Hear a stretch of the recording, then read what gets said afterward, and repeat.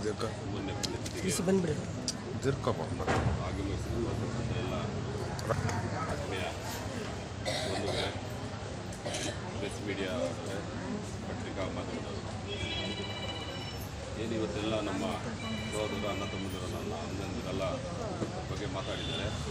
ಏನು ಮಾತಾಡೋಕ್ಕೆ ಹೋದರೆ ಅವ್ರ ನಿಮಿಷ ಎಲ್ಲ 24 ಗಂಟೆ ಸಾಲಲ್ಲ ಐದು ಬಗ್ಗೆ. ಅದರಿಂದ ಈಗ ಕುಟುಂಬಕ್ಕೆ ಏನು ಮಾಡಲಿಲ್ಲ. ಇವತ್ತು ಇಷ್ಟೊಂದು ಜನ ಸೇರಿದ್ದಾರೆ. ಇಷ್ಟು ಈ ಬಾಲು ಮತ್ತು ಇವರು ತಂಡ ಏನಾದರೂ ವ್ಯವಸ್ಥೆ ಮಾಡಿ ಅವ್ರಿಗೇನೋ ಬಿಸಿಟ್ಟು ದಿನಸಿ ಕಿಟ್ಗಳೆಲ್ಲ ವಿತರಣೆ ಮಾಡ್ತಾ ಇದ್ದಾರೆ. ಅವರು ಮಾಡಿರ್ತಕ್ಕಂಥ ಸೇವೆ ನೆನೆಸ್ಕೊಂಡು ಅವ್ರ ಋಣದಲ್ಲಿ ನಾವು ಇರಬೇಕು ಅನ್ನೋ ಒಂದೇ ಒಂದು ರೀತಿ ಇದರಿಂದ ಉದಾಹರಣೆಯಿಂದ ಮಾಡ್ತಾಯಿದ್ದಾರೆ.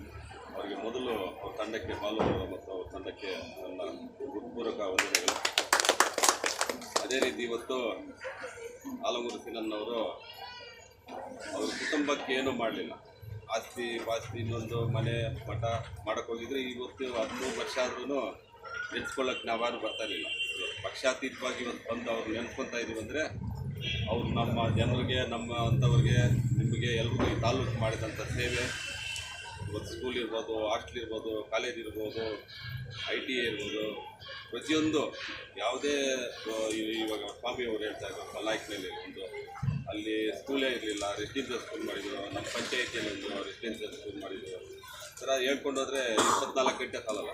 ಅದರಿಂದ ಇಲ್ಲಿಗೆ ಬಿಡಬಾರ್ದು. ಇನ್ನೂ ಅವ್ರ ಆಸೆ ಆಕಾಂಕ್ಷೆ ಇನ್ನೂ ಇದೆ. ಈಗಿರತಕ್ಕಂಥ ನಮ್ಮ ಶಾಸಕರು ಆಯ್ಕೆಯಾಗಿ ಬಂದಿದ್ದಾರೆ.